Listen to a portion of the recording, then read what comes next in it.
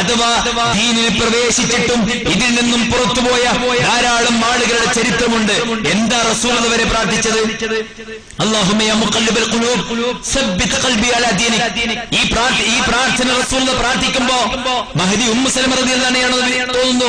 അവർ ചോദിക്കുന്നുണ്ട്, നബിയെ എന്തിനാണ് ഇതിങ്ങനെ പ്രാർത്ഥിക്കുന്നത്? അങ്ങ് പ്രവാചകനല്ലേ? കഴിഞ്ഞുപോയതും വരാനിരിക്കുന്നതുമായ പാപങ്ങൾ പൊറുക്കപ്പെട്ട അങ്ങ് ഈ ദീനിൽ തെറ്റിപ്പോകോ എന്ന അർത്ഥത്തിൽ സഹാബത്ത് ചോദിക്കുമ്പോ റസൂൽ കൊടുത്ത മറുപടി അറിയണം, ആദം സന്തതികളുടെ ഹൃദയം റബ്ബിന്റെ രണ്ട് വിരലുകൾക്കിടയിലാണ്. അവൻ ഉദ്ദേശിക്കുന്നവരെ അവൻ നിർമാർഗത്തിലാക്കും, അവൻ ഉദ്ദേശിക്കുന്നവരെ അവൻ വഴികേടിലാക്കും എന്നാണ് റസൂലുള്ളാഹ് അത് ധാരാളമായി പ്രാർത്ഥിക്കാൻ കാരണമായി പറഞ്ഞത്.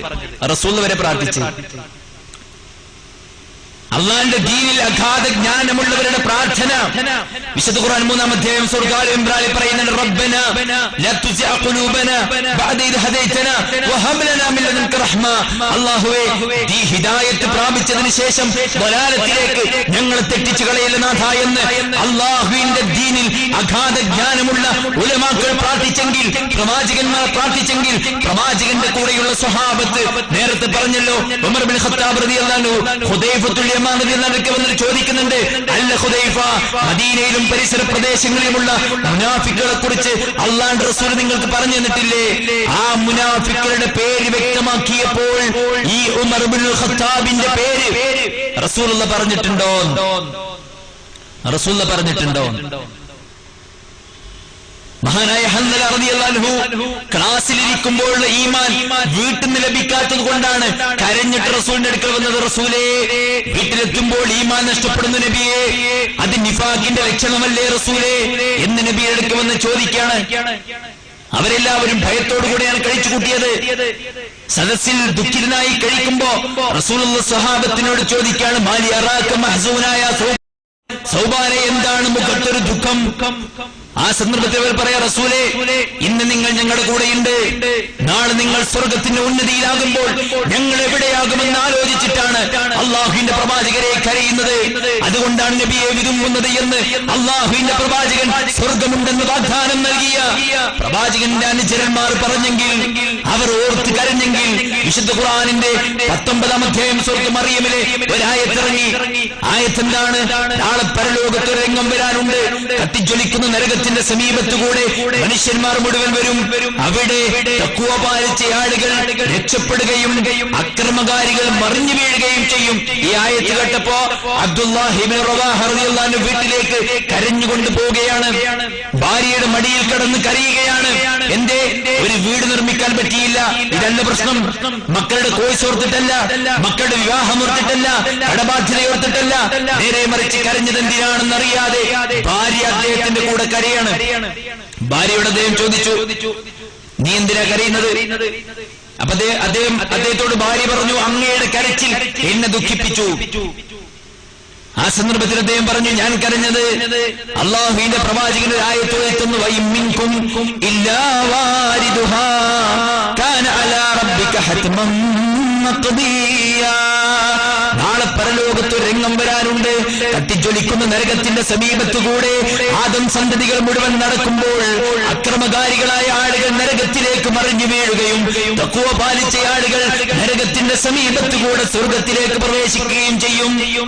ഇതോർത്തിട്ടാണ് ഞാൻ കരയുന്നത്. എന്നിട്ട് ഭാര്യനോട് ചോദ്യം, നീ രക്ഷപ്പെടുമോ? ഞാൻ രക്ഷപ്പെടുമോ? ദീന് കിട്ടിയ ആൾക്കാരാണ്. ഉമർ ഇബ്നു ഖത്താബിനെ ദൂരെ നിന്ന് ആറാബികൾ കാണാൻ വരികയാണ്. ഒരു കുടുംബം, ഒരു ഫാമിലി. എന്നിട്ട് ഉമറിന്റെ മുഖത്ത് നോക്കി അവർ പാട്ടുപാടി, യാ ഉമറൽ ഖൈരി ജുസീതൽ ജന്ന ഉക്സു ബുനയ്യാതി വ ഉമ്മാഹുന്ന വ കുല്ലനാ മിനസ് സമാനി ജുന്ന ഉഖ്സിമു ബില്ലാഹി ലതഫഅലന്ന. ഉമറേ, കാലവിപത്തിൽപ്പെട്ട് കുടുംബം നശിച്ചുപോയി ഉമറേ, സ്വത്ത് മുഴുവൻ നശിച്ചുപോയി ഉമറേ. രാജ്യം ഭരിക്കുന്ന ഭരണാധികാരിയായ അങ്ങ്, സ്വർഗം കൊണ്ട് വാഗ്ദാനം നൽകപ്പെട്ട അങ്ങ്, എന്റെ ഭാര്യക്കും എന്റെ മക്കൾക്കും വസ്ത്രം കൊടുക്കണം ഉമറേ. ഇത് പറഞ്ഞപ്പോ ഒന്നുമില്ലാത്ത ഉമർ റളിയല്ലാഹു അൻഹു എന്റെ കയ്യിലില്ല എന്ന് പറഞ്ഞ് നിങ്ങൾക്ക് പോകാം എന്ന് പറഞ്ഞ് നിരസിച്ച സന്ദർഭത്തിൽ അയാൾ പറഞ്ഞു, ഞങ്ങൾ ഇപ്പൊ പോകും. പല പരലോകത്ത് തിരിച്ചു വരും, റബ്ബിന്റെ മഹ്ശറിൽ തിരിച്ചു വരും. രാജ്യം ഭരിച്ച അങ്ങയുടെ അടുക്കൽ ഞങ്ങൾ സാധുക്കൾ വന്ന് പത്രം ചോദിച്ചപ്പോൾ ഞങ്ങളെ സഹായിച്ചില്ലെന്ന് ഈ അണ്ടകടാഹത്തെ സൃഷ്ടിച്ച് പരിപാലിക്കുന്ന നാഥനോട് ഞങ്ങൾ പരാതി പറയും. അത് കേട്ടപ്പോ ഉമർ കരഞ്ഞു. കരയണോ സഹോദരന്മാരെ? ഉമറും ഫിൽ ജന്ന എന്ന് റസൂലാ പറഞ്ഞത്. പിന്നെ എന്തിനാ കരഞ്ഞത്? നരകത്തെക്കുറിച്ച് ഓർത്തപ്പോ കരഞ്ഞു, സ്വർഗത്തെക്കുറിച്ച് ഓർമ്മിപ്പിച്ചപ്പോ കരഞ്ഞു. എന്നിട്ട് ഇട്ട ജുബ്ബക്കുപ്പായം അഴിച്ചിട്ട് മകൻ അബ്ദുള്ളയുടെ കൈ കൊടുത്തിട്ട് പറഞ്ഞു, ഇതാ ഫാമിലിക്ക് കൊണ്ടേ കൊടുക്കുക.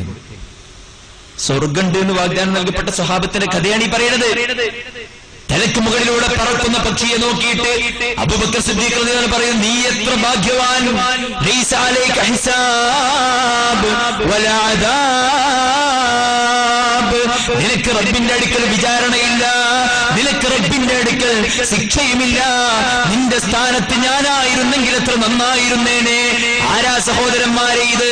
നാളെ സ്വർഗത്തിൽ ആരെങ്കിലും എനിക്ക് സാഹിബായി, കൂട്ടുകാരനായി സ്വീകരിക്കാൻ ലോകത്തിന്റെ നാഥൻ അനുവാദം തന്നാൽ എന്റെ അബൂബക്കറിനെ ഞാൻ സ്വീകരിക്കുമായിരുന്നുവെന്ന് പറഞ്ഞ മഹാനായ പ്രവാചകന്റെ ഒന്നാമത്തെ സുവിശേഷം അബൂബക്കറും ഫിൽ ജന്ന. അബൂബക്കറെ നിങ്ങൾ സ്വർഗത്തിലാണ്. സ്വർഗണ്ട് എന്ന് പറയപ്പെട്ട വാഗ്ദാനം നൽകപ്പെട്ട അബൂബക്കറാണ് പക്ഷിയോട് സംസാരിച്ച് കണ്ണുനീരൊഴുക്കിയത്. സുബ്ഹാനല്ലാഹ്. അതുകൊണ്ട് സഹോദരന്മാരെ, യഥാർത്ഥ ദീനുൽ ഇസ്ലാമിൽ പ്രവേശിക്കാൻ ഭാഗ്യം ലഭിച്ച നമ്മൾ ഇതിൽ എക്കാലത്തും ഉണ്ടാകണം. പണ്ഡിതന്മാർ, മുൻഗാമികൾ പറയാണ്, അള്ളാഹുവിന്റെ ദീനിലെ നിറം മാറി കളിക്കൽ. ഒരു സമയത്ത് പറഞ്ഞു ശിർക്കാണ്, പിന്നെ പറഞ്ഞു തൗഹീദാണ്, ഒരു സമയത്ത് ബിദ്അത്താണ്, പിന്നീട് സുന്നത്താണ്, ഒരു സമയത്ത് മഅറൂഫാണ്,